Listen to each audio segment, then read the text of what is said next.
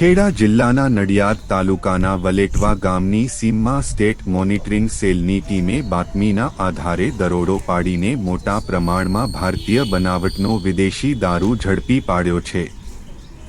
Narmada canal પાસે આવેલ ભગુભાઈ ફુલાભાઈ પરમારના મકાન અને ગોડાઉનમાંથી પોલીસને લાખો રૂપિયાની કિંમતનો વિદેશી દારૂનો જથ્થો મળી આવ્યો છે। આ રેડ દરમિયાન પોલીસે એક આરોપીને રંગે હાથ ઝડપી લીધો છે, જ્યારે મુખ્ય સંચાલકો સહિત 4 આરોપીઓ નાસી છૂટવામાં સફળ રહ્યા છે।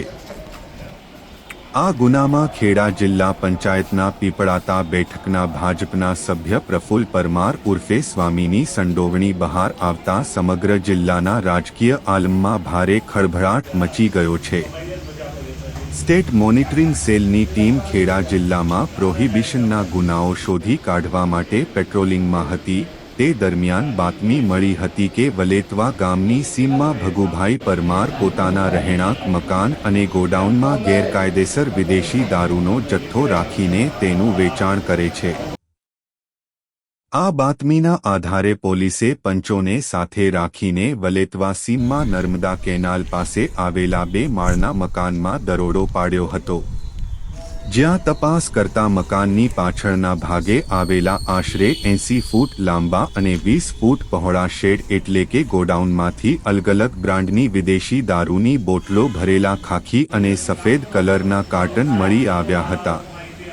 પોલીસે ગોડાઉનમાંથી Royal Stag whisky, All Seasons whisky, Magic Moments vodka અને એવરગ્રીન વ્હિસ્કી સહિતની અલગ-અલગ બ્રાન્ડની સીલબંધ કુલ 1033 નંગ બોટલો કબજે કરી છે। આ જપ્ત કરાયેલા વિદેશી દારૂની કુલ કિંમત 5,07,144 રૂપિયા આંકવામાં આવી છે। આ ઉપરાંત પોલીસે સ્થળ પરથી પકડાયેલા આરોપી પાસેથી 10,000 રૂપિયાની કિંમતનો વિવો કંપનીનો મોબાઈલ ફોન પણ જપ્ત કર્યો છે।